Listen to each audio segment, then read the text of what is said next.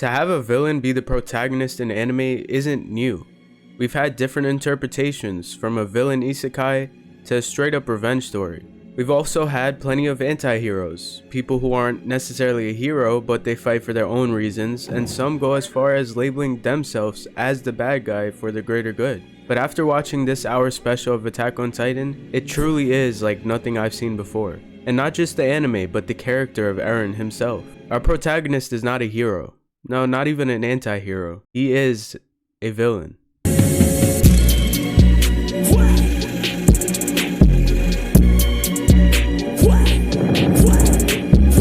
even begin to understand Eren, we'll have to go way back. And I mean before the final season part 3 part 1, and before part 2 of part 1 of the final season, and before season 3 part 2, and before season 3 part 1. You get the point. Let's go back to the very first episode. If you're caught up in the anime, you'd notice how many times we revisit this specific scene. It's like Isayama himself is just reminding us of how genius he really is. This first episode showed us a young Eren, one who just woke up from a dream, surely not about the fate of the entire world. Or so I thought. During the final season, we found out that Eren has a power that essentially shows both his future and past before even he was alive. This man is like a time traveler on steroids. He's seen far too much and bears this immense weight, the countless rage from those before and after him. This hour special we watched just proved how broken of a man he is. He understands what he has to do, he already saw this mass genocide that he commits, yet he had to pretend like he didn't. Time is always a great concept when done right in fiction, and AOT continues to prove that. I could not begin to tell you how well this parallel of the kid and Eren talking was. Eren admits how hypocritical he is, how inhumane what he's doing is, but how it's the only thing that can be done. I still label him as a villain, mostly due to his actions. I mean, mass genocide is villainous, there's no way around it. But Eren is able to make me want to side with him.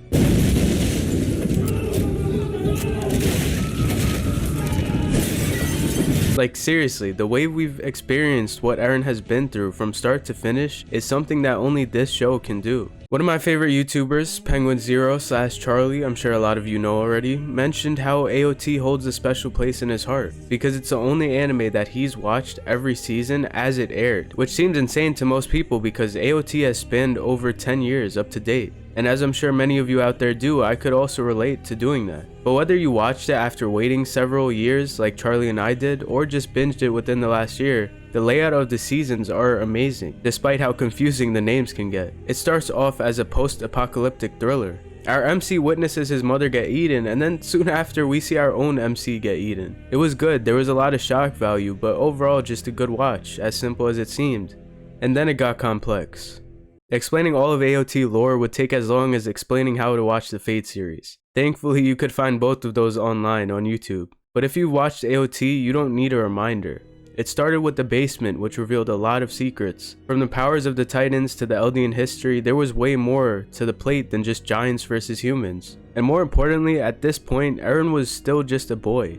Okay, maybe a little more than a boy, a bit murderous, but from our view, he wanted to eradicate Titans and see what was on the other side. And then for once, we actually did witness a top 10 anime betrayal. But given all of these events, I was still blinded. And the reason I say blinded is because all the signs were there. Given they were strategically laid out across multiple seasons, and not meant to be obvious unless you're Detective Conan himself, it still gets to me. Eren swore to kill all his enemies. Unlike Thorfinn, who has no enemies, Eren has nothing but enemies. He preached freedom, knowing that there was a nation whose sole goal was to not give him that said freedom. The only way Eren would get this freedom is by erasing the root of it, aka the countless civilizations that scrutinized Eldians and the land of Paradis. From the worst of the worst to the innocent, he spared no one. Death was indiscriminate. As dark as that sentiment is, it's the tough truth. This kid who did nothing but face the same discrimination that Eldians have over generations, faced the exact same rough fate that privileged Marleyans did. This was the only way in Eren's eyes. He accepted the future that he witnessed long before it even happened. He didn't just accept being the villain for the greater good of the world. He didn't try to prevent the worst from happening. He became what he saw fit, and that was the villain in the story.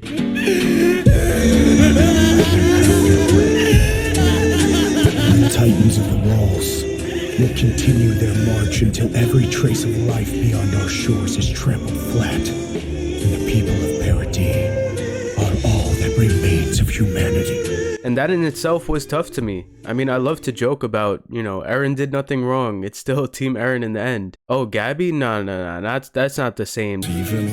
Fuck Gabby, fuck Gabby, fuck Gabby, fuck Gabby, fuck Gabby, fuck Gabby, fuck Gabby, fuck Gabby. Eren ain't did nothing wrong.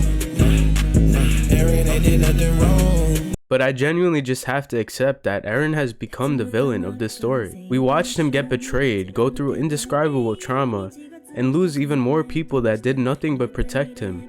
Despite his genuine war crime, this is the protagonist that a lot of us grew attached to. The one who protected his friends, mourned for them, and prioritized them more than anything else. And the thing is, he's held that sentiment. He may not be on their side at this moment, but he's given them freedom. The one thing that he's asked for his entire life. There's a couple of things that separate the best villains from the rest, and one of those things is the ability to understand them. All jokes aside, there's literally no defending Eren. Zeke's plan was definitely better, as he was proposing to wipe out all Eldians through euthanization, which is not only more peaceful than Eren's plan, but wipes out a quarter to half of the population at most. While Eren was trying to kill like 90% of the population in order to restart with the remaining 10%. Yet I still understand him. The weight that he holds, the decisions that he's made, it's not simple in the slightest. And to me, that makes him one of the greatest villains in Animanga.